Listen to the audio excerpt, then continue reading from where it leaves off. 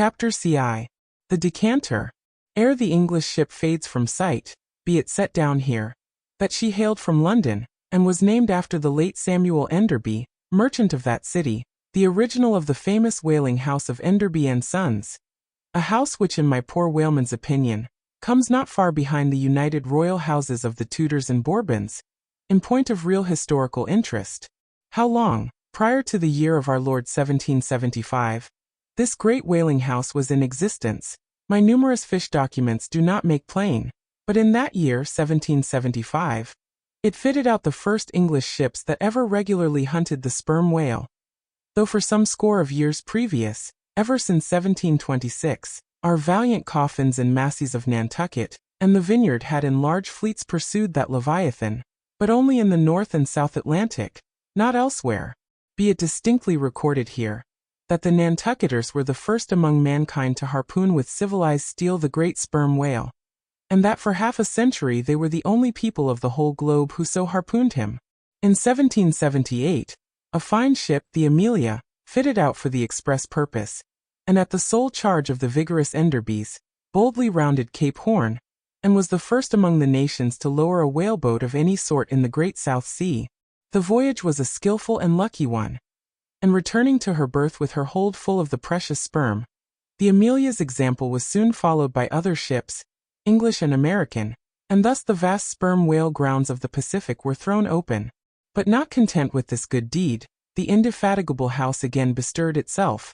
Samuel and all his sons, how many, their mother only knows, and under their immediate auspices, and partly, I think, at their expense, the British government was induced to send the sloop of war Rattler on a whaling voyage of discovery into the South Sea, commanded by a naval post captain.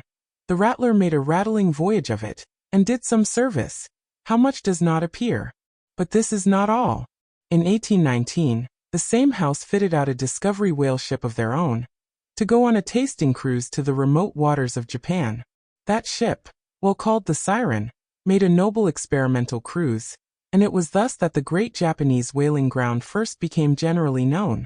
The Siren in this famous voyage was commanded by a Captain Coffin, a Nantucketer. All honor to the Enderbys, therefore, whose house, I think, exists to the present day, though doubtless the original Samuel must long ago have slipped his cable for the great South Sea of the other world. The ship named after him was worthy of the honor, being a very fast sailor and a noble craft every way. I boarded her once at midnight somewhere off the Patagonian coast, and drank good flip down in the forecastle. It was a fine gam we had, and they were all trumps, every soul on board. A short life to them, and a jolly death. And that fine gam I had, long, very long after old Ahab touched her planks with his ivory heel.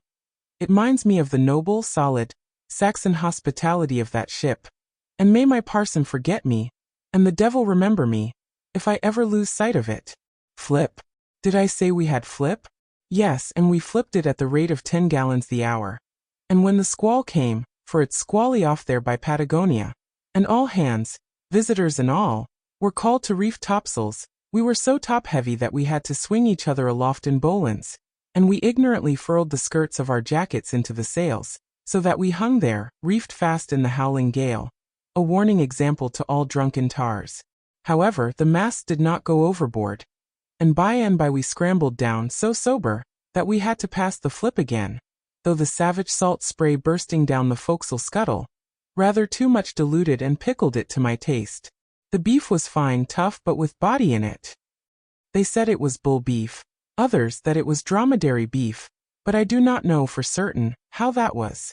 They had dumplings too, small, but substantial, symmetrically globular, and indestructible dumplings. I fancied that you could feel them, and roll them about in you after they were swallowed. If you stooped over too far forward, you risked their pitching out of you like billiard balls. The bread, but that couldn't be helped. Besides, it was an anti-scorbutic. In short, the bread contained the only fresh fare they had. But the forecastle was not very light, and it was very easy to step over into a dark corner when you ate it. But all in all, taking her from truck to helm, considering the dimensions of the cook's boilers, including his own live parchment boilers, fore and aft, I say, the Samuel Enderby was a jolly ship, of good fare and plenty, fine flip and strong, crack fellows all, and capital from boot heels to hat band. But why was it, think ye, that the Samuel Enderby and some other English whalers I know of, not all though, were such famous, hospitable ships, that passed round the beef and the bread and the can and the joke, and were not soon weary of eating and drinking and laughing? I will tell you. The abounding good cheer of these English whalers is matter for historical research. Nor have I been at all sparing of historical whale research, when it has seemed needed. The English were preceded in the whale fishery by the Hollanders, Zealanders, and Danes, from whom they derived many terms still extant in the fishery, and what is yet more, their fat old fashions, touching plenty to eat and drink. For, as a general thing, the English merchant ship scrimps her crew, but not so the English whaler. Hence in the English, this thing of whaling good cheer is not normal and natural, but incidental and particular, and therefore must have some special origin which is here pointed out, and will be still further elucidated. During my researches in the Leviathanic histories, I stumbled upon an ancient Dutch volume, which by the musty whaling smell of it, I knew must be about whalers. The title was Dan Koopman, wherefore I concluded that this must be the invaluable memoirs of some Amsterdam cooper in the fishery, as every whale ship must carry its cooper. I was reinforced in this opinion by seeing that it was the production of one Fitz Swackhammer. But my friend Dr. Snodhead, a very learned man, professor of Low Dutch and High German in the College of Santa Claus and St. Potts, to whom I handed the work for translation, giving him a box of sperm candles for his trouble. This same Dr. Snodhead, so soon as he spied the book, assured me that Dan Koopman did not mean the cooper, but the merchant. In short, this ancient and learned Low Dutch book treated of the commerce of Holland, and among other subjects, contained a very interesting account of its whale fishery. And in this chapter it was headed Smear, or Fat, that I found a long detailed list of the outfits for the larders and cellars of 180 sail of Dutch whalemen, from which list, as translated by Dr. Snodhead, I transcribe the following: 400,000 pounds of beef, 60,000 pounds Friesland pork, 150,000 pounds of stockfish, 550,000 pounds of biscuit, 72,000 pounds of soft bread, 2,800 firkins of butter, 20,000 pounds Texel and Leyden cheese, 144,000 pounds cheese, probably an inferior article, 550 anchors of Geneva, 10,800 barrels of beer. Most statistical tables are parchaingly dry in the reading. Not so in the present case, however, where the reader is flooded with whole pipes, barrels, quarts, and gills of good gin and good cheer. At the time, I devoted 3 days to the studious digesting of all this beer, beef, and bread, during which many profound thoughts were incidentally suggested to me, capable of a transcendental and Platonic application. And furthermore, I compiled supplementary tables of my own, touching the probable quantity of stockfish, etc., consumed by every Low Dutch harpooner in that ancient Greenland and Spitzbergen whale fishery. In the first place, the amount of butter and Texel and Leyden cheese consumed seems amazing. I impute it, though, to their naturally unctuous natures, being rendered still more unctuous by the nature of their vocation, and especially by their pursuing their game in those frigid polar seas, on the very coasts of that Eskimo country where the convivial natives pledge each other in bumpers of train oil. The quantity of beer, too, is very large, 10,800 barrels. Now, as those polar fisheries could only be prosecuted in the short summer of that climate, so that the whole cruise of one of these Dutch whalemen, including the short voyage to and from the Spitzbergen Sea, did not much exceed 3 months, say, and reckoning 30 men to each of their fleet of 180 sail, we have 5,400 Low Dutch seamen in all. Therefore, I say, we have precisely 2 barrels of beer per man, for a 12 weeks' allowance, exclusive of his fair proportion of that 550 anchors of gin. Now, whether these gin and beer harpooneers, so fuddled as one might fancy them to have been, were the right sort of men to stand up in a boat's head, and take good aim at flying whales, this would seem somewhat improbable. Yet they did aim at them, and hit them too. But this was very far north, be it remembered, where beer agrees well with the constitution. Upon the equator, in our southern fishery, beer would be apt to make the harpooner sleepy at the masthead and boozy in his boat, and grievous loss might ensue to Nantucket and New Bedford. But no more. Enough has been said to show that the old Dutch whalers of 2 or 3 centuries ago were high livers, and that the English whalers have not neglected so excellent an example. For say they, when cruising in an empty ship, if you can get nothing better out of the world, get a good dinner out of it at least. And this empties the decanter. Chapter CII. A Bower in the Arsacides. Hitherto, in descriptively treating of the sperm whale, I have chiefly dwelt upon the marvels of his outer aspect, or separately and in detail upon some few interior structural features.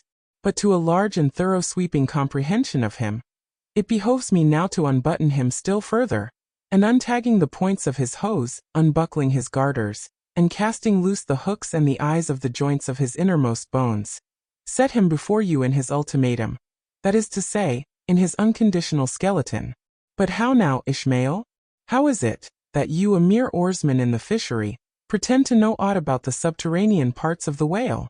Did erudite Stubb, mounted upon your capstan, deliver lectures on the anatomy of the cetacea, and by help of the windlass, hold up a specimen rib for exhibition? Explain thyself, Ishmael. Can you land a full-grown whale on your deck for examination, as a cook dishes a roast pig? Surely not. A veritable witness have you hitherto been, Ishmael, but have a care how you seize the privilege of Jonah alone, the privilege of discoursing upon the joists and beams, the rafters, ridgepole, sleepers and underpinnings, making up the framework of Leviathan, and belike of the tallow vats, dairy rooms, butteries, and cheeseries in his bowels. I confess that since Jonah, few whalemen have penetrated very far beneath the skin of the adult whale. Nevertheless, I have been blessed with an opportunity to dissect him in miniature. In a ship I belonged to, a small cub sperm whale was once bodily hoisted to the deck for his poke or bag, to make sheaths for the barbs of the harpoons, and for the heads of the lances. Think you I let that chance go, without using my boat hatchet and jackknife, and breaking the seal and reading all the contents of that young cub? And as for my exact knowledge of the bones of the Leviathan in their gigantic, full-grown development, for that rare knowledge I am indebted to my late royal friend Tranquo, King of Tranquet, one of the Arsacides. For being at Tranquet, years ago, when attached to the trading ship Dey of Algiers, I was invited to spend part of the Arsacidean holidays with the Lord of Tranquet, at his retired palm villa at Papella, a seaside glen not very far distant from what our sailors called Bamboo Town, his capital. Among many other fine qualities, my royal friend Tranquo, being gifted with a devout love for all matters of barbaric virtue, had brought together in Papella whatever rare things the more ingenious of his people could invent. Chiefly carved woods of wonderful devices, chiseled shells, inlaid spears, costly paddles, aromatic canoes, and all these distributed among whatever natural wonders the wonder-freighted, tribute-rendering waves had cast upon his shores. Chief among these latter was a great sperm whale, which after an unusually long raging gale, had been found dead and stranded, with his head against a cocoa-nut tree, whose plumage-like, tufted droopings seemed his verdant jet. When the vast body had at last been stripped of its fathom-deep enfoldings, and the bones become dust-dry in the sun, then the skeleton was carefully transported up the Papella Glen, where a grand temple of lordly palms now sheltered it. The ribs were hung with trophies. The vertebrae were carved with Arsacidean annals, in strange hieroglyphics. In the skull, the priests kept up an unextinguished aromatic flame, so that the mystic head again sent forth its vapory spout, while suspended from a bough, the terrific lower jaw vibrated over all the devotees, like the hair-hung sword that so affrighted Damocles. It was a wondrous sight. The wood was green as mosses of the icy glen. The trees stood high and haughty, feeling their living sap. The industrious earth beneath was as a weaver's loom, with a gorgeous carpet on it, whereof the ground vine tendrils formed the warp and woof, and the living flowers the figures. All the trees with all their laden branches, all the shrubs and ferns and grasses, the message-carrying air, all these unceasingly were active. Through the lacings of the leaves, the great sun seemed a flying shuttle weaving the unwearied verdure. O busy weaver! Unseen weaver! Pause! One word. Whither flows the fabric? What palace may it deck? Wherefore all these ceaseless toilings?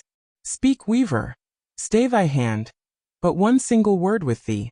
Nay, the shuttle flies. The figures float from forth the loom. The freshet rushing carpet forever slides away. The weaver God, he weaves, and by that weaving is he deafened, that he hears no mortal voice, and by that humming, we too who look on the loom are deafened, and only when we escape it shall we hear the thousand voices that speak through it. For even so it is in all material factories. The spoken words that are inaudible among the flying spindles, those same words are plainly heard without the walls, bursting from the open casements. Thereby have villainies been detected. Ah, mortal! Then be heedful, for so, in all this din of the great world's loom, thy subtlest thinkings may be overheard afar. Now amid the green life-restless loom of that Arsacidian wood, the great white, worshipped skeleton lay lounging, a gigantic idler. Yet, as the ever-woven verdant warp and woof intermixed and hummed around him, the mighty idler seemed the cunning weaver, himself all woven over with the vines, every month assuming greener, fresher verdure, but himself a skeleton. Life folded death, death trellised life, the grim god wived with youthful life, and begot him curly-headed glories. Now, when with royal tranquil I visited this wondrous whale, and saw the skull and altar, and the artificial smoke ascending from where the real jet had issued, I marveled that the king should regard a chapel as an object of virtue. He laughed. But more I marveled that the priest should swear that smoky jet of his was genuine.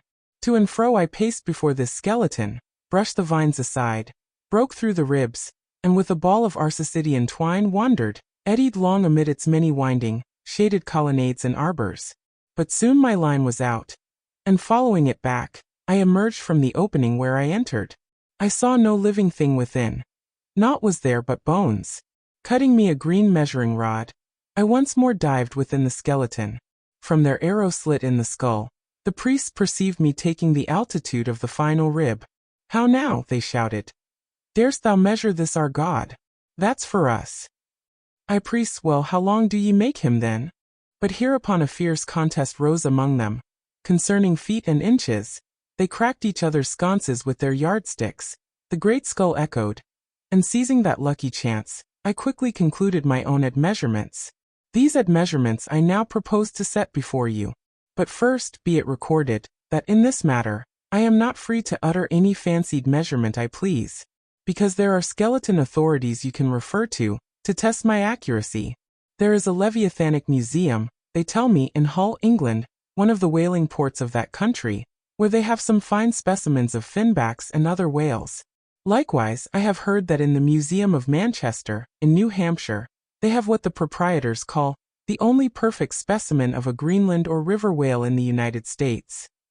Moreover, at a place in Yorkshire, England, Burton Constable by name, a certain Sir Clifford Constable has in his possession the skeleton of a sperm whale, but of moderate size, by no means of the full-grown magnitude of my friend King Tranquo's. In both cases, the stranded whales to which these two skeletons belonged were originally claimed by their proprietors upon similar grounds. King Tranquo seizing his because he wanted it, and Sir Clifford because he was lord of the seigneuries of those parts. Sir Clifford's whale has been articulated throughout, so that like a great chest of drawers, you can open and shut him. In all his bony cavities, spread out his ribs like a gigantic fan, and swing all day upon his lower jaw. Locks are to be put upon some of his trapdoors and shutters, and a footman will show round future visitors with a bunch of keys at his side. Sir Clifford thinks of charging twopence for a peep at the whispering gallery in the spinal column, threepence to hear the echo in the hollow of his cerebellum, and sixpence for the unrivaled view from his forehead. The skeleton dimensions I shall now proceed to set down are copied verbatim from my right arm, where I had them tattooed. As in my wild wanderings at that period, there was no other secure way of preserving such valuable statistics. But as I was crowded for space, and wished the other parts of my body to remain a blank page for a poem I was then composing, at least what untattooed parts might remain, I did not trouble myself with the odd inches, nor indeed, should inches at all enter into a congenial admeasurement of the whale. Chapter CII. Measurement of the whale's skeleton. In the first place, I wish to lay before you a particular, plain statement, touching the living bulk of this Leviathan, whose skeleton we are briefly to exhibit. Such a statement may prove useful here. According to a careful calculation I have made, and which I partly base upon Captain Scoresby's estimate, of 70 tons for the largest sized Greenland whale of 60 feet in length. According to my careful calculation, I say, a sperm whale of the largest magnitude, between 85 and 90 feet in length, and something less than 40 feet in its fullest circumference, such a whale will weigh at least 90 tons, so that reckoning 13 men to a ton, he would considerably outweigh the combined population of a whole village of 1,100 inhabitants. Think you not then that brains, like yoked cattle, should be put to this Leviathan, to make him at all budge to any landsman's imagination? Having already in various ways put before you his skull, spout-hole, jaw, teeth, tail, forehead, fins, and divers other parts, I shall now simply point out what is most interesting in the general bulk of his unobstructed bones. But as the colossal skull embraces so very large a proportion of the entire extent of the skeleton, as it is by far the most complicated part, and as nothing is to be repeated concerning it in this chapter, you must not fail to carry it in your mind, or under your arm, as we proceed, otherwise you will not gain a complete notion of the general structure we are about to view. In length, the sperm whale's skeleton at Trancay measured 72 feet, so that when fully invested and extended in life, he must have been 90 feet long, for in the whale the skeleton loses about 1/5 in length compared with the living body. Of this 72 feet, his skull and jaw comprised some 20 feet, leaving some 50 feet of plain backbone. Attached to this backbone, for something less than a third of its length, was the mighty circular basket of ribs which once enclosed his vitals. To me this vast ivory-ribbed chest, with the long unrelieved spine, extending far away from it in a straight line, not a little resembled the hull of a great ship new laid upon the stocks, when only some 20 of her naked bow ribs are inserted, and the keel is otherwise, for the time, but a long disconnected timber. The ribs were 10 on a side. The first, to begin from the neck, was nearly 6 feet long. The second, third, and fourth were each successively longer, till you came to the climax of the fifth, or one of the middle ribs, which measured 8 feet and some inches. From that part, the remaining ribs diminished, till the 10th and last only spanned 5 feet and some inches. In general thickness, they all bore a seemly correspondence to their length. The middle ribs were the most arched. In some of the arsacides they are used for beams whereon to lay footpath bridges over small streams. In considering these ribs, I could not but be struck anew with the circumstance, so variously repeated in this book, that the skeleton of the whale is by no means the mold of his invested form. The largest of the Trancay ribs, one of the middle ones, occupied that part of the fish which, in life, is greatest in depth. Now the greatest depth of the invested body of this particular whale must have been at least 16 feet, whereas the corresponding rib measured but little more than 8 feet, so that this rib only conveyed half of the true notion of the living magnitude of that part. Besides, for some way, where I now saw but a naked spine, all that had been once wrapped round with tons of added bulk in flesh, muscle, blood, and bowels. Still more for the ample fins, I here saw but a few disordered joints, and in place of the weighty and majestic, but boneless flukes, an utter blank. How vain and foolish, then, thought I, for timid and travelled man to try to comprehend aright this wondrous whale, by merely poring over his dead attenuated skeleton, stretched in this peaceful wood. No, only in the heart of quickest perils, only when within the eddyings of his angry flukes, only on the profound unbounded sea, can the fully invested whale be truly and livingly found out. But the spine, for that, the best way we can consider it is, with a crane, to pile its bones high up on end. No speedy enterprise. But now it's done, it looks much like Pompey's pillar. There are 40 and odd vertebrae in all, which in the skeleton are not locked together. They mostly lie like the great knobbed blocks on a Gothic spire, forming solid courses of heavy masonry. The largest, a middle one, is in width something less than 3 feet, and in depth more than 4. The smallest, where the spine tapers away into the tail, is only 2 inches in width, and looks something like a white billiard ball. I was told that there were still smaller ones, but they had been lost by some little cannibal urchins, the priest's children, who had stolen them to play marbles with. Thus we see how that the spine of even the hugest of living things tapers off at last into simple child's play.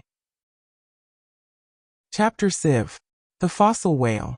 From his mighty bulk the whale affords a most congenial theme whereon to enlarge, amplify, and generally expatiate. Would you could not compress him. By good rights he should only be treated of an imperial folio. Not to tell over again his furlongs from spiracle to tail, and the yards he measures about the waist. Only think of the gigantic involutions of his intestines, where they lie in him like great cables and hawsers coiled away in the subterranean orlop deck of a line of battleship. Since I have undertaken to manhandle this Leviathan, it behoves me to approve myself omnisciently exhaustive in the enterprise, not overlooking the minutest seminal germs of his blood, and spinning him out to the uttermost coil of his bowels. Having already described him in most of his present habitatory and anatomical peculiarities, it now remains to magnify him in an archaeological, fossiliferous, and antediluvian point of view. Applied to any other creature than the Leviathan, to an ant or a flea, such portly terms might justly be deemed unwarrantably grandiloquent. But when Leviathan is the text, the case is altered. Fain am I to stagger to this emprise under the weightiest words of the dictionary. And here be it said, that whenever it has been convenient to consult one in the course of these dissertations, I have invariably used a huge quarto edition of Johnson, expressly purchased for that purpose, because that famous lexicographer's uncommon personal bulk more fitted him to compile a lexicon to be used by a whale author like me. One often hears of writers that rise and swell with their subject, though it may seem but an ordinary one. How, then, with me, writing of this Leviathan? Unconsciously my chirography expands into placard capitals. Give me a condor's quill. Give me Vesuvius crater for an inkstand. Friends, hold my arms. For in the mere act of penning my thoughts of this Leviathan, they weary me, and make me faint with their outreaching comprehensiveness of sweep, as if to include the whole circle of the sciences, and all the generations of whales, and men, and mastodons, past, present, and to come, with all the revolving panoramas of empire on earth, and throughout the whole universe, not excluding its suburbs. Such, and so magnifying, is the virtue of a large and liberal theme. We expand to its bulk. To produce a mighty book, you must choose a mighty theme. No great and enduring volume can ever be written on the flea, though many there be who have tried it. Ere entering upon the subject of fossil whales, I present my credentials as a geologist, by stating that in my miscellaneous time I have been a stonemason, and also a great digger of ditches, canals, and wells, wine vaults, cellars, and cisterns of all sorts. Likewise, by way of preliminary, I desire to remind the reader, that while in the earlier geological strata there are found the fossils of monsters now almost completely extinct, the subsequent relics discovered in what are called the tertiary formations seem the connecting, or at any rate intercepted links, between the antichronical creatures, and those whose remote posterity are said to have entered the ark. All the fossil whales hitherto discovered belong to the tertiary period, which is the last preceding the superficial formations. And though none of them precisely answer to any known species of the present time, they are yet sufficiently akin to them in general respects, to justify their taking ranks as cetacean fossils. Detached broken fossils of pre-Adamite whales, fragments of their bones and skeletons, have within 30 years past, at various intervals, been found at the base of the Alps, in Lombardy, in France, in England, in Scotland, and in the states of Louisiana, Mississippi, and Alabama. Among the more curious of such remains is part of a skull, which in the year 1779 was disinterred in the Rue Dauphiné in Paris, a short street opening almost directly upon the Palace of the Tuileries, and bones disinterred in excavating the great docks of Antwerp, in Napoleon's time. Cuvier pronounced these fragments to have belonged to some utterly unknown leviathanic species. But by far the most wonderful of all cetacean relics was the almost complete vast skeleton of an extinct monster, found in the year 1842, on the plantation of Judge Cray in Alabama. The awe-stricken credulous slaves in the vicinity took it for the bones of one of the fallen angels.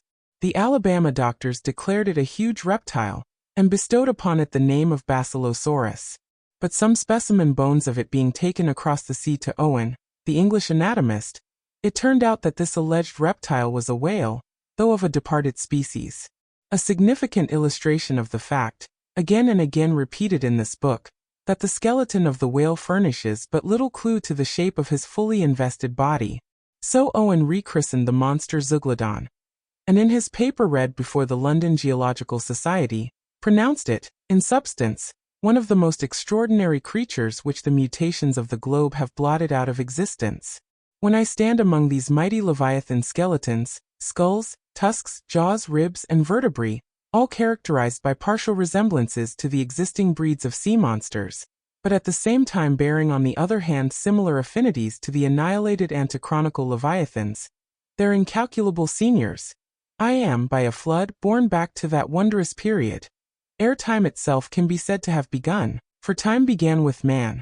Here Saturn's grey chaos rolls over me, and I obtain dim, shuddering glimpses into those polar eternities, when wedged bastions of ice pressed hard upon what are now the tropics, and in all the 25,000 miles of this world's circumference, not an inhabitable hand's breadth of land was visible. Then the whole world was the whale's, and king of creation, he left his wake along the present lines of the Andes and the Himalayas. Who can show a pedigree like Leviathan? Ahab's harpoon had shed older blood than the Pharaoh's. Methuselah seems a schoolboy. I look round to shake hands with Shem. I am horror-struck at this anti-Mosaic, unsourced existence of the unspeakable terrors of the whale, which having been before all time, must needs exist after all humane ages are over. But not alone has this Leviathan left his pre-Adamite traces in the stereotype plates of nature, and in limestone and marl bequeathed his ancient bust, but upon Egyptian tablets, whose antiquity seems to claim for them an almost fossiliferous character, we find the unmistakable print of his fin. In an apartment of the great temple of Dendera, some 50 years ago, there was discovered upon the granite ceiling a sculptured and painted planisphere, abounding in centaurs, griffins, and dolphins, similar to the grotesque figures on the celestial globe of the moderns. Gliding among them, old Leviathan swam as of yore. Was there swimming in that planisphere, centuries before Solomon was cradled? Nor must there be omitted another strange attestation of the antiquity of the whale, in his own osseous post-diluvian reality, as set down by the venerable John Leo, the old Barbary traveler. Not far from the seaside, they have a temple, the rafters and beams of which are made of whale bones. For whales of a monstrous size are oftentimes cast up dead upon that shore. The common people imagine that by a secret power bestowed by God upon the temple, no whale can pass it without immediate death. But the truth of the matter is, that on either side of the temple, there are rocks that shoot 2 miles into the sea, and wound the whales when they light upon them. They keep a whale's rib of an incredible length for a miracle, which lying upon the ground with its convex part uppermost, makes an arch, the head of which cannot be reached by a man upon a camel's back. This rib, says John Leo, is said to have lain there 100 years before I saw it. Their historians affirm that a prophet who prophesied of Muhammad came from this temple, and some do not stand to assert that the prophet Jonas was cast forth by the whale at the base of the temple. In this Afric temple of the whale I leave you, reader, and if you be a Nantucketer and a whaleman, you will silently worship there. Chapter CV. Does the whale's magnitude diminish? Will he perish? Inasmuch, then, as this Leviathan comes floundering down upon us from the headwaters of the eternities, it may be fitly inquired, whether, in the long course of his generations, he has not degenerated from the original bulk of his sires. But upon investigation we find that not only are the whales of the present day superior in magnitude to those whose fossil remains are found in the tertiary system, embracing a distinct geological period prior to man, but of the whales found in that tertiary system, those belonging to its latter formations exceed in size those of its earlier ones. Of all the pre-Adamite whales yet exhumed, by far the largest is the Alabama one mentioned in the last chapter, and that was less than 70 feet in length in the skeleton, whereas we have already seen that the tape measure gives 72 feet for the skeleton of a large-sized modern whale. And I have heard, on whaleman's authority, that sperm whales have been captured near 100 feet long at the time of capture. But may it not be that while the whales of the present hour are an advance in magnitude upon those of all previous geological periods, may it not be that since Adam's time they have degenerated? Assuredly, we must conclude so, if we are to credit the accounts of such gentlemen as Pliny, and the ancient naturalists generally. For Pliny tells us of whales that embraced acres of living bulk, and Aldrovandus of others which measured 800 feet in length, rope walks and Thames tunnels of whales. And even in the days of Banks and Solander, Cook's naturalists, we find a Danish member of the Academy of Sciences setting down certain Iceland whales, radansískir or wrinkled bellies, at 120 yards, that is 360 feet. And Lacépède, the French naturalist, in his elaborate history of whales, in the very beginning of his work, page 3, sets down the right whale at 100 meters, 328 feet. And this work was published so late as AD 1825. But will any whaleman believe these stories? No. The whale of today is as big as his ancestors in Pliny's time. And if ever I go where Pliny is, I a whaleman more than he was, will make bold to tell him so. Because I cannot understand how it is, that while the Egyptian mummies that were buried thousands of years before even Pliny was born, do not measure so much in their coffins as a modern Kentuckian in his socks, and while the cattle and other animals sculptured on the oldest Egyptian and Nineveh tablets, by the relative proportions in which they are drawn, just as plainly prove that the high-bred, stall-fed, prize cattle of Smithfield not only equal, but far exceed in magnitude the fattest of Pharaoh's fat kine. In the face of all this, I will not admit that of all animals the whale alone should have degenerated. But still another inquiry remains, one often agitated by the more recondite Nantucketers, whether owing to the almost omniscient lookouts at the mastheads of the whale ships, now penetrating even through Bering Straits, and into the remotest secret drawers and lockers of the world, and the thousand harpoons and lances darted along all continental coasts, the moot point is, whether Leviathan can long endure so wide a chase, and so remorseless a havoc, whether he must not at last be exterminated from the waters, and the last whale, like the last man, smoke his last pipe, and then himself evaporate in the final puff. Comparing the humped herds of whales with the humped herds of buffalo, which not 40 years ago, overspread by tens of thousands the prairies of Illinois and Missouri, and shook their iron manes and scowled with their thunder-clotted brows upon the sites of populous river capitals, where now the polite broker sells you land at $1 an inch. In such a comparison an irresistible argument would seem furnished, to show that the hunted whale cannot now escape speedy extinction. But you must look at this matter in every light.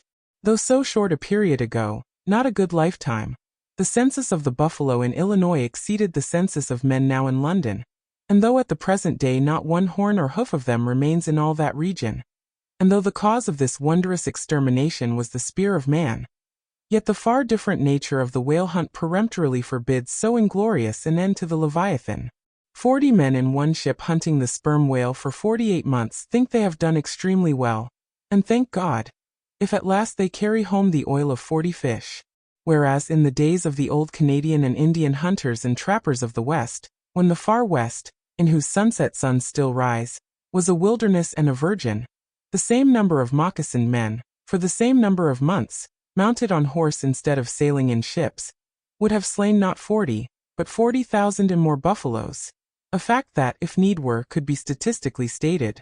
Nor, considered aright, does it seem any argument in favor of the gradual extinction of the sperm whale, for example, that in former years, the latter part of the last century, say, these leviathans in small pods were encountered much oftener than at present, and in consequence, the voyages were not so prolonged, and were also much more remunerative, because, as has been elsewhere noticed, those whales, influenced by some views to safety, now swim the seas in immense caravans, so that to a large degree the scattered solitaries, yolks and pods, and schools of other days are now aggregated into vast but widely separated, unfrequent armies.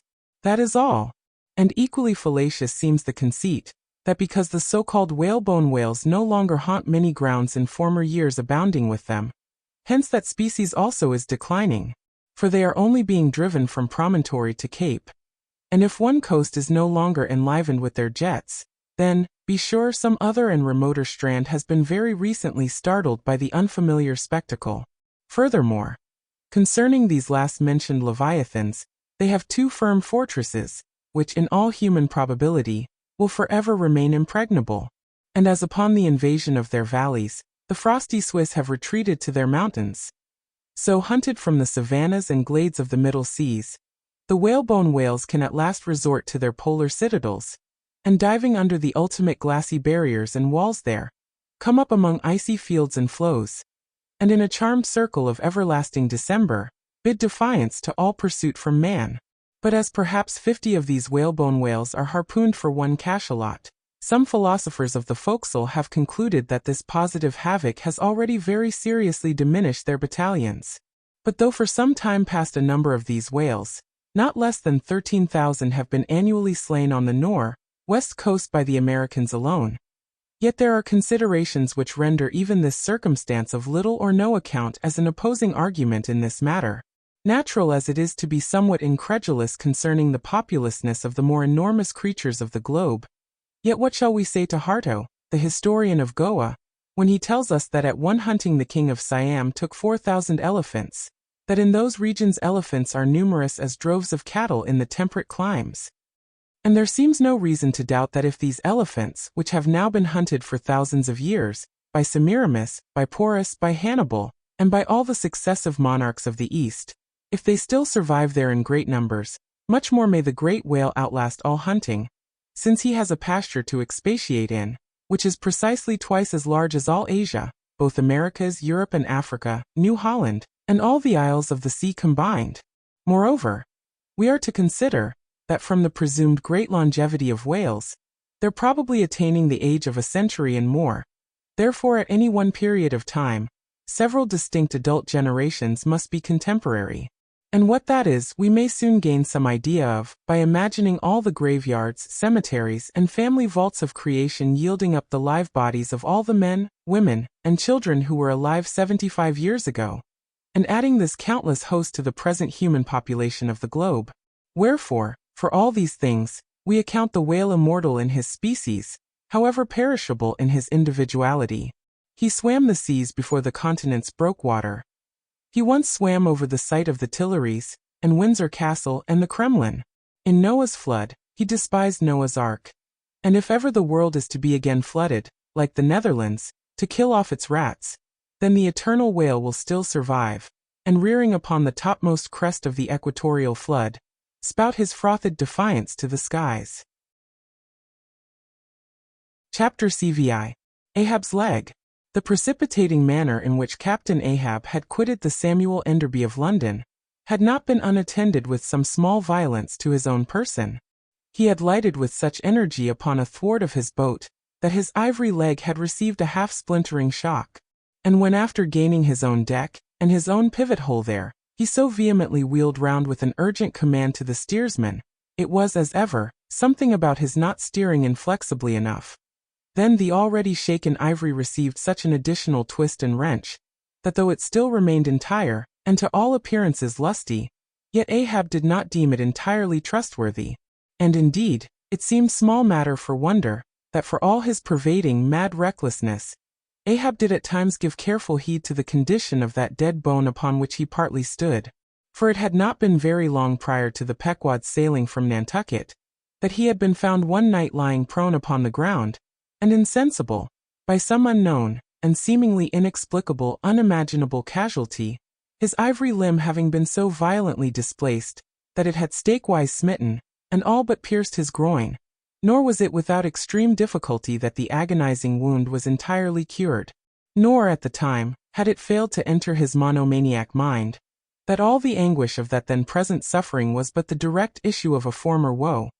And he too plainly seemed to see, that as the most poisonous reptile of the marsh perpetuates his kind as inevitably as the sweetest songster of the grove, so, equally with every felicity, all miserable events do naturally beget their like. Yea, more than equally, thought Ahab, since both the ancestry and posterity of grief go further than the ancestry and posterity of joy. For not to hint of this, that it is an inference from certain canonic teachings, that while some natural enjoyments here shall have no children born to them for the other world, but on the contrary, shall be followed by the joy-childlessness of all hell's despair, whereas some guilty mortal miseries shall still fertilely beget to themselves an eternally progressive progeny of griefs beyond the grave. Not at all to hint of this, there still seems an inequality in the deeper analysis of the thing. For thought Ahab, while even the highest earthly felicities ever have a certain unsignifying pettiness lurking in them, but at bottom, all heart woes, a mystic significance, and in some men an archangelic grandeur, so do their diligent tracings out not belie the obvious deduction. To trail the genealogies of these high mortal miseries, carries us at last among the sourceless primogenitures of the gods. So that in the face of all the glad, haymaking suns and soft cymbaling, round harvest moons, we must needs give in to this, that the gods themselves are not forever glad. The ineffaceable, sad birthmark in the brow of man, is but the stamp of sorrow in the signers. Unwittingly here a secret has been divulged, which perhaps might more properly, in set way, have been disclosed before. With many other particulars concerning Ahab, always had it remained a mystery to some, why it was, that for a certain period, both before and after the sailing of the Pequod, he had hidden himself away with such grandlama-like exclusiveness, and for that one interval, sought speechless refuge as it were among the marble senate of the dead. Captain Peleg's brooded reason for this thing appeared by no means adequate, though indeed, as touching all Ahab's deeper part, every revelation partook more of significant darkness than of explanatory light. But in the end it all came out, this one matter did at least. That direful mishap was at the bottom of his temporary recluseness. And not only this, but to that ever-contracting, dropping circle ashore, who for any reason, possessed the privilege of a less band approach to him. To that timid circle the above-hinted casualty, remaining as it did moodily unaccounted for by Ahab, invested itself with terrors, not entirely underived from the land of spirits and of whales, so that through their zeal for him, they had all conspired, so far as in them lay, to muffle up the knowledge of this thing from others, and hence it was, that not till a considerable interval had elapsed, did it transpire upon the Pequod's decks. But be all this as it may, let the unseen ambiguous synod in the air, or the vindictive princes and potentates of fire, have to do or not with earthly Ahab, yet, in this present matter of his leg he took plain practical procedures. He called the carpenter, and when that functionary appeared before him, he bade him without delay set about making a new leg, and directed the mates to see him supplied with all the studs and joists of jar ivory, sperm whale, which had thus far been accumulated on the voyage, in order that a careful selection of the stoutest, clearest-grained stuff might be secured. This done, the carpenter received orders to have the leg completed that night, and to provide all the fittings for it, independent of those pertaining to the distrusted one in use. Moreover, the ship's forge was ordered to be hoisted out of its temporary idleness in the hold. And to accelerate the affair, the blacksmith was commanded to proceed at once to the forging of whatever iron contrivances might be needed. Chapter CVI. The Carpenter. Seat thyself sultanically among the moons of Saturn, and take high abstracted man alone. And he seems a wonder, a grandeur, and a woe. But from the same point, take mankind in mass, and for the most part, they seem a mob of unnecessary duplicates, both contemporary and hereditary. But most humble though he was, and far from furnishing an example of the high, humane abstraction, the Pequod's carpenter was no duplicate. Hence he now comes in person on this stage. Like all sea-going ship carpenters, and more especially those belonging to whaling vessels, he was to a certain off-handed, practical extent, alike experienced in numerous trades and callings collateral to his own. The carpenter's pursuit being the ancient and outbranching trunk of all those numerous handicrafts which more or less have to do with wood as an auxiliary material.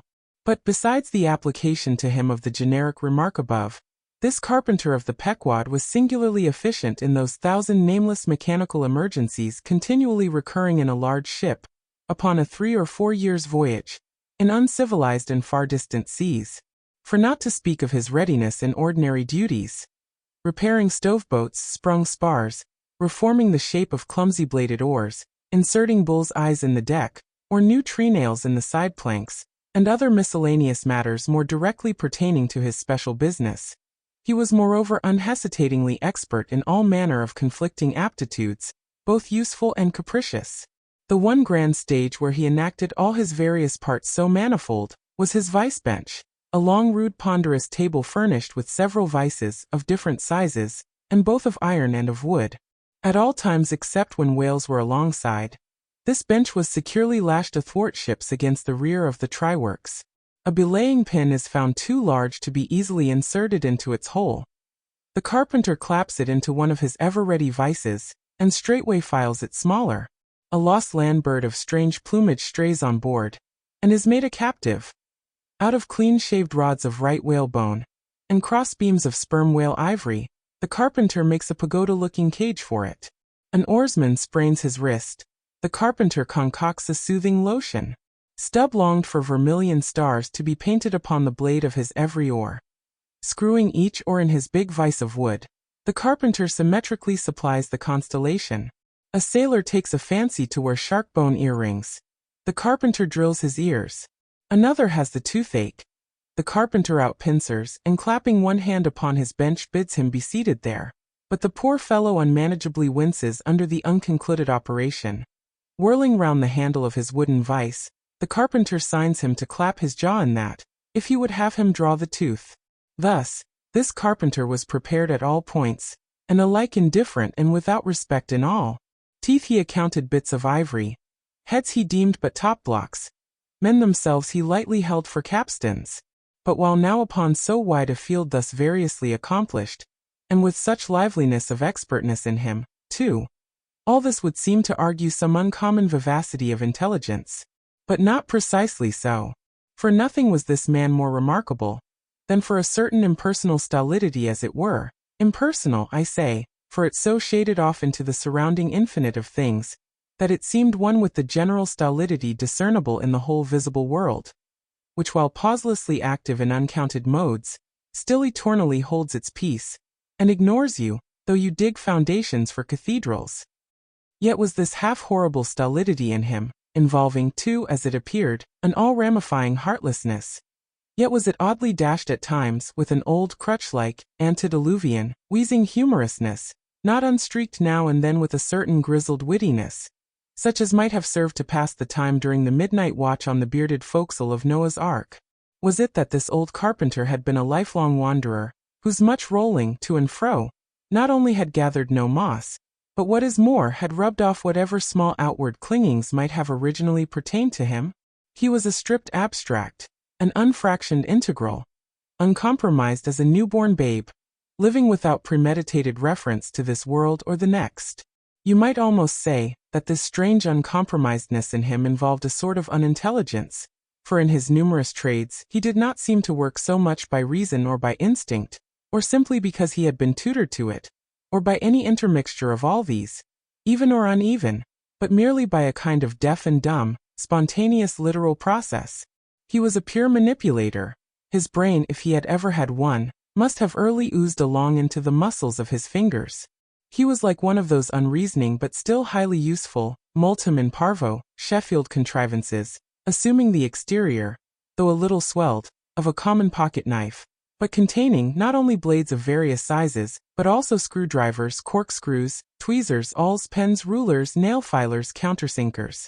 So if his superiors wanted to use the carpenter for a screwdriver, all they had to do was to open that part of him, and the screw was fast. Or if for tweezers, take him up by the legs, and there they were. Yet as previously hinted, this omnitooled, open-and-shut carpenter was, after all, no mere machine of an automaton. If he did not have a common soul in him, he had a subtle something that somehow anomalously did its duty. What that was, whether essence of quicksilver, or a few drops of hartshorn, there is no telling. But there it was, and there it had abided for now some 60 years or more. And this it was, this same unaccountable, cunning life principle in him. This it was, that kept him a great part of the time soliloquizing, but only like an unreasoning wheel, which also hummingly soliloquizes. Or rather, his body was a sentry box and this soliloquizer on guard there, and talking all the time to keep himself awake. Chapter XI. Ahab and the Carpenter. The deck. First night watch.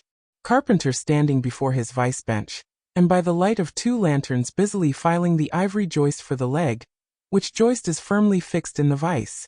Slabs of ivory, leather straps, pads, screws, and various tools of all sorts lying about the bench. Forward, the red flame of the forge is seen, where the blacksmith is at work. Drat the file, and drat the bone. That is hard which should be soft, and that soft which should be hard. So we go who file old jaws and shin bones. Let's try another. Aye, now this works better, sneezes. Hullo, this bone dust is sneezes. Why, it sneezes. Yes, it sneezes.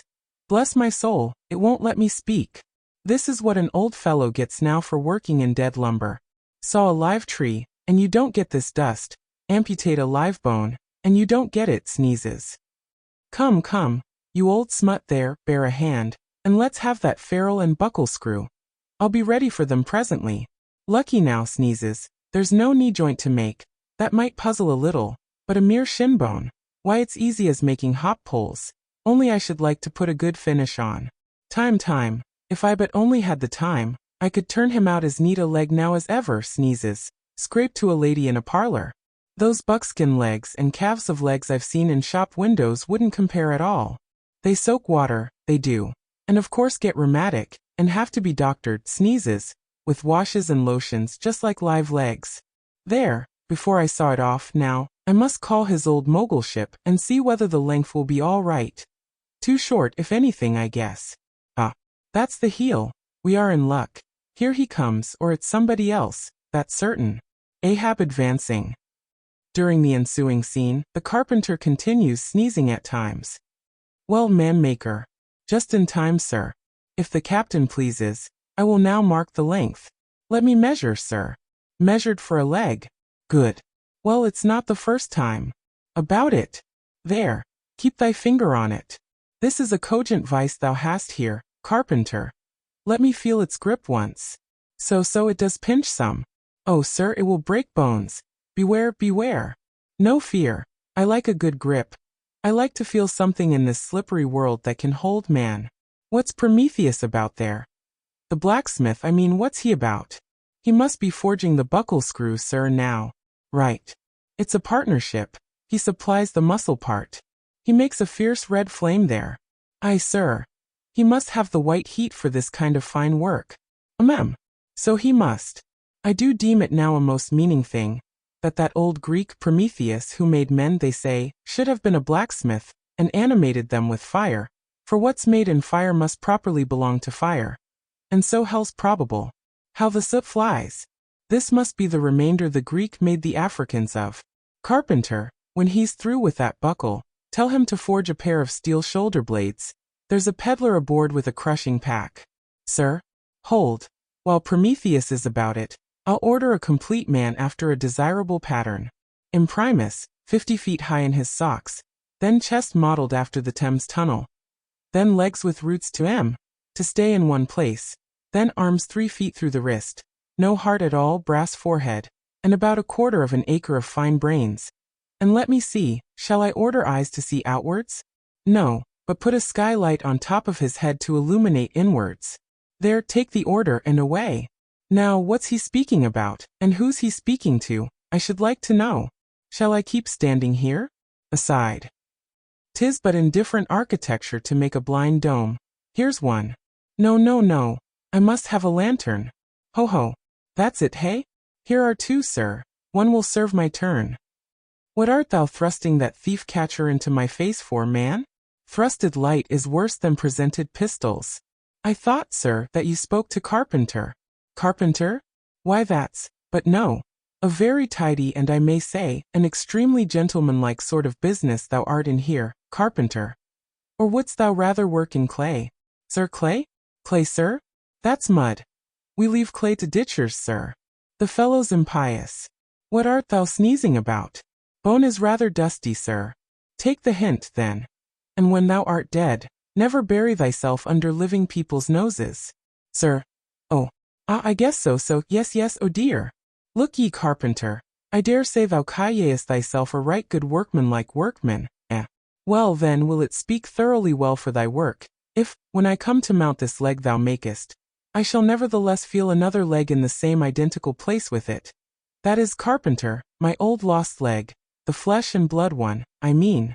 Canst thou not drive that old Adam away? Truly, sir, I begin to understand somewhat now.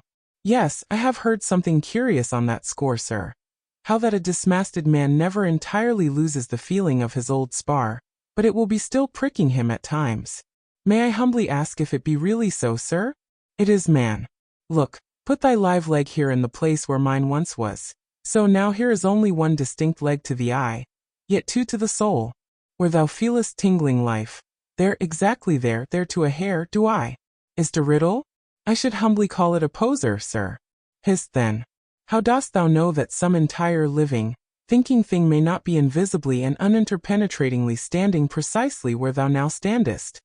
Ay, and standing there in thy spite. In thy most solitary hours, then, dost thou not fear eavesdroppers? Hold, don't speak.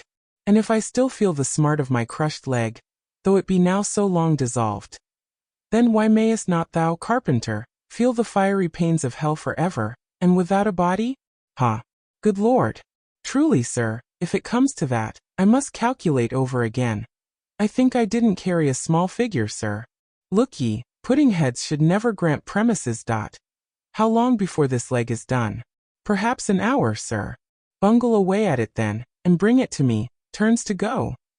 O life! Here I am, proud as Greek god, and yet standing debtor to this blockhead for a bone to stand on. Cursed be that mortal indebtedness which will not do away with ledgers. I would be free as air, and I'm down in the whole world's books. I am so rich, I could have given bid for bid with the wealthiest praetorians at the auction of the Roman Empire, which was the world's, and yet I owe for the flesh and the tongue I brag with. By heavens! I'll get a crucible, and into it, and dissolve myself down to one small, compendious vertebra. So, carpenter, resuming his work. Well. Stubb knows him best of all, and Stubb always says he's queer, says nothing but that one sufficient little word queer. He's queer, says Stubb, he's queer, and keeps dinning it into Mr. Starbuck all the time. Queer, sir, queer, very queer. And here's his leg. Yes, now that I think of it, here's his bedfellow. Has a stick of whale's jawbone for a wife. And this is his leg, he'll stand on this. What was that now about one leg standing in 3 places, and all 3 places standing in one hell? How was that? Oh, I don't wonder he looked so scornful at me. I'm a sort of strange-thoughted sometimes, they say, but that's only haphazard-like. Then a short little old body like me should never undertake to wade out into deep waters with tall, heron-built captains. The water chucks you under the chin pretty quick, and there's a great cry for lifeboats. And here's the heron's leg. Long and slim, sure enough. Now, for most folks one pair of legs lasts a lifetime, and that must be because they use them mercifully, as a tender-hearted old lady uses her roly-poly old coach horses. But Ahab, oh, he's a hard driver. Look, driven one leg to death, and spavined the other for life, and now wears out bone legs by the cord. Hello there, you smut. Bear a hand there with those screws, and let's finish it before the resurrection fellow comes a-calling with his horn for all legs, true or false, as brewerymen go round collecting old beer barrels, to fill 'em up again. What a leg this is! It looks like a real live leg, filed down to nothing but the core. He'll be standing on this tomorrow. He'll be taking altitudes on it. Hullo! I almost forgot the little oval slate, smoothed ivory, where he figures up the latitude. So, chisel, file, and sandpaper now. Chapter CX. Ahab and Starbuck in the cabin. According to usage, they were pumping the ship next morning, and lo! No inconsiderable oil came up with the water. The casks below must have sprung a bad leak. Much concern was shown, and Starbuck went down into the cabin to report this unfavorable affair. 22. In sperm whalemen with any considerable quantity of oil on board, it is a regular semi-weekly duty to conduct a hose into the hold, and drench the casks with seawater, which afterwards, at varying intervals, is removed by the ship's pumps. Hereby the casks are sought to be kept damply tight, while by the changed character of the withdrawn water, the mariners readily detect any serious leakage in the precious cargo. Now, from the south and west the Pequod was drawing nigh to Formosa and the Bahi Isles, between which lies one of the tropical outlets from the China waters into the Pacific. And so Starbuck found Ahab with a general chart of the Oriental archipelagos spread before him, and another separate one representing the long eastern coasts of the Japanese islands, Niffen, Matsumae, and Shikoku, with his snow-white new ivory leg braced against the screwed leg of his table, and with a long pruning hook of a jackknife in his hand, the wondrous old man, with his back to the gangway door, was wrinkling his brow, and tracing his old courses again. Who's there? Hearing the footstep at the door, but not turning round to it. On deck. Begone. Captain Ahab mistakes, it is I. The oil in the hold is leaking, sir. We must up Burton's and break out. Up Burton's and break out? Now that we are nearing Japan. Heave to here for a week to tinker a parcel of old hoops. Either do that, sir, or waste in one day more oil than we may make good in a year. What we come 20,000 miles to get is worth saving, sir. So it is, if we get it. I was speaking of the oil in the hold, sir. And I was not speaking or thinking of that at all. Begone. Let it leak. I'm all a leak myself. Aye. Leaks and leaks. Not only full of leaky casks, but those leaky casks are in a leaky ship, and that's a far worse plight than the Pequod's, man. Yet I don't stop to plug my leak, for who can find it in the deep-loaded hull, or how hope to plug it, even if found, in this life's howling gale? Starbuck. I'll not have the Burtons hoisted. What will the owners say, sir? Let the owners stand on Nantucket Beach and out-yell the typhoons. What cares Ahab? Owners? Thou art always prating to me, Starbuck, about those miserly owners, as if the owners were my conscience. But look ye, the only real owner of anything is its commander. And hark ye, my conscience is in this ship's keeled, on deck. Captain Ahab, said the reddening mate, moving further into the cabin, with a daring so strangely respectful and cautious that it almost seemed not only every way seeking to avoid the slightest outward manifestation of itself, but within also seemed more than half distrustful of itself. A better man than I might well pass over in thee what he would quickly enough resent in a younger man. Aye, and in a happier, Captain Ahab. Devils! Dost thou then so much as dare to critically think of me? On deck? Nay, sir, not yet, I do entreat. And I do dare, sir, to be forbearing. Shall we not understand each other better than hitherto, Captain Ahab? Ahab seized a loaded musket from the rack, forming part of most South Seamen's cabin furniture, and pointing it toward Starbuck, exclaimed, There is one God that is Lord over the earth, and one captain that is Lord over the Pequod. On deck. For an instant in the flashing eyes of the mate, and his fiery cheeks, you would have almost thought that he had really received the blaze of the leveled tube. But mastering his emotion, he half calmly rose, and as he quitted the cabin, paused for an instant and said, Thou hast outraged, not insulted me, sir, but for that I ask thee not to beware of Starbuck. Thou wouldst but laugh, but let Ahab beware of Ahab, beware of thyself, old man. He waxes brave but nevertheless obeys, most careful bravery that, murmured Ahab, as Starbuck disappeared. What's that he said? Ahab beware of Ahab, there's something there. Then unconsciously using the musket for a staff, with an iron brow he paced to and fro in the little cabin, but presently the thick plates of his forehead relaxed, and returning the gun to the rack, he went to the deck. Thou art but too good a fellow, Starbuck, he said lowly to the mate. Then raising his voice to the crew, Furl the t'gallant sails and close-reef the topsails, fore and aft, back the mainyard, up Burtons and break out in the main-hold. It were perhaps vain to surmise exactly why it was, that as respecting Starbuck, Ahab thus acted. It may have been a flash of honesty in him, or mere prudential policy which, under the circumstance, imperiously forbade the slightest symptom of open disaffection, however transient, in the important chief officer of his ship. However it was, his orders were executed, and the Burtons were hoisted. Chapter CX. Queequeg in his coffin. Upon searching, it was found that the casks last struck into the hold were perfectly sound, and that the leak must be further off. So it being calm weather, they broke out deeper and deeper, disturbing the slumbers of the huge ground-tier butts, and from that black midnight sending those gigantic moles into the daylight above. So deep did they go, and so ancient and corroded, and weedy the aspect of the lowermost puncheons, that you almost looked next for some mouldy cornerstone cask containing coins of Captain Noah, with copies of the posted placards, vainly warning the infatuated old world from the flood. Tierce after tierce too of water and bread and beef and shooks of staves and iron bundles of hoops were hoisted out, till at last the piled decks were hard to get about, and the hollow hull echoed underfoot, as if you were treading over empty catacombs, and reeled and rolled in the sea like an air-freighted demijohn. Top-heavy was the ship as a dinnerless student with all Aristotle in his head. Well was it that the typhoons did not visit them then. Now, at this time it was that my poor pagan companion, and fast bosom friend Queequeg, was seized with a fever, which brought him nigh to his endless end. Be it said, that in this vocation of whaling, sinecures are unknown. Dignity and danger go hand in hand. Till you get to be captain, the higher you rise the harder you toil. So with poor Queequeg, who as harpooner, must not only face all the rage of the living whale, but as we have elsewhere seen, mount his dead back in a rolling sea, and finally descend into the gloom of the hold, and bitterly sweating all day in that subterraneous confinement, resolutely manhandle the clumsiest casks and see to their stowage. To be short, among whalemen, the harpooneers are the holders so-called. Poor Queequeg.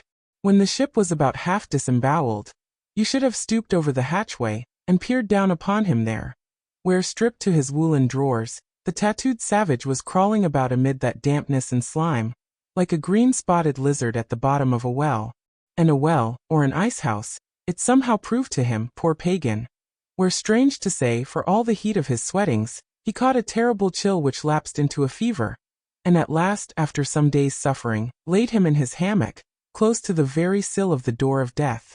How he wasted and wasted away in those few long lingering days, till there seemed but little left of him but his frame and tattooing. But as all else in him thinned, and his cheekbones grew sharper, his eyes, nevertheless, seemed growing fuller and fuller. They became of a strange softness of luster, and mildly but deeply looked out at you there from his sickness, a wondrous testimony to that immortal health in him which could not die, or be weakened. And like circles on the water, which as they grow fainter, expand, so his eyes seemed rounding and rounding, like the rings of eternity. An awe that cannot be named would steal over you as you sat by the side of this waning savage, and saw as strange things in his face as any beheld who were bystanders when Zoroaster died. For whatever is truly wondrous and fearful in man, never yet was put into words or books, and the drawing near of death, which alike levels all, alike impresses all with a last revelation, which only an author from the dead could adequately tell. So that, let us say it again, no dying Chaldee or Greek had higher and holier thoughts than those, whose mysterious shades you saw creeping over the face of poor Queequeg, as he quietly lay in his swaying hammock, and the rolling sea seemed gently rocking him to his final rest, and the ocean's invisible flood tide lifted him higher and higher towards his destined heaven. Not a man of the crew but gave him up, and as for Queequeg himself, what he thought of his case was forcibly shown by a curious favor he asked. He called one to him in the grey morning watch, when the day was just breaking, and taking his hand, said that while in Nantucket he had chanced to see certain little canoes of dark wood, like the rich warwood of his native isle, and upon inquiry, he had learned that all whalemen who died in Nantucket were laid in those same dark canoes, and that the fancy of being so laid had much pleased him, for it was not unlike the custom of his own race, who after embalming a dead warrior stretched him out in his canoe, and so left him to be floated away to the starry archipelagos. For not only do they believe that the stars are isles, but that far beyond all visible horizons, their own mild uncontinented seas interflow with the blue heavens, and so form the white breakers of the Milky Way. He added that he shuddered at the thought of being buried in his hammock, according to the usual sea custom, tossed like something vile to the death-devouring sharks. No, he desired a canoe like those of Nantucket, all the more congenial to him, being a whaleman, that like a whaleboat these coffin canoes were without a keel, though that involved but uncertain steering, and much leeway adown the dim ages. Now, when this strange circumstance was made known aft, the carpenter was at once commanded to do Queequeg's bidding, whatever it might include. There was some heathenish, coffin-colored old lumber aboard, which upon a long previous voyage, had been cut from the aboriginal groves of the Lackaday Islands, and from these dark planks the coffin was recommended to be made. No sooner was the carpenter apprised of the order, than taking his rule, he forthwith, with all the indifferent promptitude of his character, proceeded into the forecastle and took Queequeg's measure with great accuracy, regularly chalking Queequeg's person as he shifted the rule. "Ah, poor fellow! He'll have to die now," ejaculated the Long Island sailor. Going to his vice-bench, the carpenter, for convenience sake and general reference, now transferringly measured on it the exact length the coffin was to be, and then made the transfer permanent by cutting 2 notches at its extremities. This done, he marshaled the planks and his tools and to work. When the last nail was driven, and the lid duly planed and fitted, he lightly shouldered the coffin and went forward with it, inquiring whether they were ready for it yet in that direction. Overhearing the indignant but half-humorous cries with which the people on deck began to drive the coffin away, Queequeg, to everyone's consternation, commanded that the thing should be instantly brought to him. Nor was there any denying him, seeing that, of all mortals, some dying men are the most tyrannical. And certainly, since they will shortly trouble us so little for evermore, the poor fellows ought to be indulged. Leaning over in his hammock, Queequeg long regarded the coffin with an attentive eye. He then called for his harpoon, had the wooden stock drawn from it, and then had the iron part placed in the coffin along with one of the paddles of his boat. All by his own request. Also biscuits were then ranged round the sides within. A flask of fresh water was placed at the head, and a small bag of woody earth scraped up in the hold at the foot, and a piece of sailcloth being rolled up for a pillow. Queequeg now entreated to be lifted into his final bed, that he might make trial of its comforts, if any it had. He lay without moving a few minutes, then told one to go to his bag and bring out his little god, Yojo. Then crossing his arms on his breast with Yojo between, he called for the coffin lid, hatch he called it, to be placed over him. The head part turned over with a leather hinge, and there lay Queequeg in his coffin with little, but his composed countenance in view. "Rarmy, it will do, it is easy," he murmured at last, and signed to be replaced in his hammock. But ere this was done, Pip, who had been slyly hovering near by all this while, drew nigh to him where he lay, and with soft sobbings, took him by the hand, in the other holding his tambourine. "Poor rover! Will ye never have done with all this weary roving? Where go ye now? But if the currents carry ye to those sweet Antilles where the beaches are only beat with water lilies, will ye do one little errand for me? Seek out one Pip who's now been missing long. I think he's in those far Antilles. If ye find him, then comfort him, for he must be very sad, for look, he's left his tambourine behind. I found it. Rig-a-dig, dig-dig. Now Queequeg die, and I'll beat ye your dying march."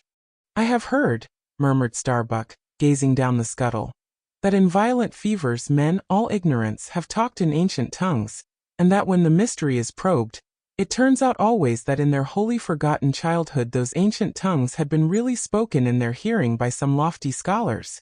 So, to my fond faith, poor Pip, in this strange sweetness of his lunacy, brings heavenly vouchers of all our heavenly homes. Where learned he that? But there. Hark! He speaks again, but more wildly now. Form 2 and 2. Let's make a general of him. Ho, where's his harpoon? Lay it across here. Rig-a-dig, dig-dig. Huzzah! Oh, for a gamecock now to sit upon his head and crow. Queequeg dies game. Mind ye that, Queequeg dies game. Take ye good heed of that, Queequeg dies game. I say game, game, game.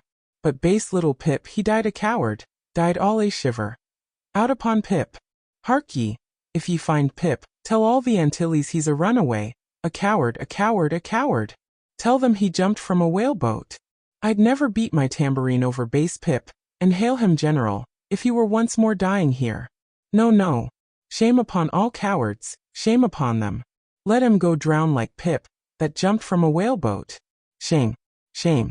During all this, Queequeg lay with closed eyes, as if in a dream. Pip was led away, and the sick man was replaced in his hammock. But now that he had apparently made every preparation for death, now that his coffin was proved a good fit, Queequeg suddenly rallied. Soon there seemed no need of the carpenter's box.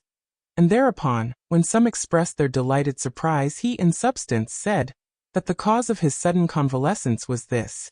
At a critical moment he had just recalled a little duty ashore, which he was leaving undone, and therefore had changed his mind about dying. He could not die yet, he averred. They asked him, then, whether to live or die was a matter of his own sovereign will and pleasure. He answered, certainly.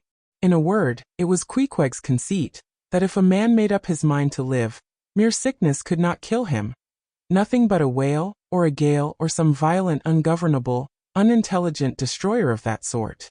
Now there is this noteworthy difference between savage and civilized, that while a sick civilized man may be 6 months convalescing, generally speaking, a sick savage is almost half well again in a day. So in good time my Queequeg gained strength, and at length after sitting on the windlass for a few indolent days, but eating with a vigorous appetite, he suddenly leaped to his feet, threw out arms and legs, gave himself a good stretching, yawned a little bit, and then springing into the head of his hoisted boat, and poising a harpoon, pronounced himself fit for a fight. With a wild whimsiness, he now used his coffin for a sea chest, and emptying into it his canvas bag of clothes, set them in order there.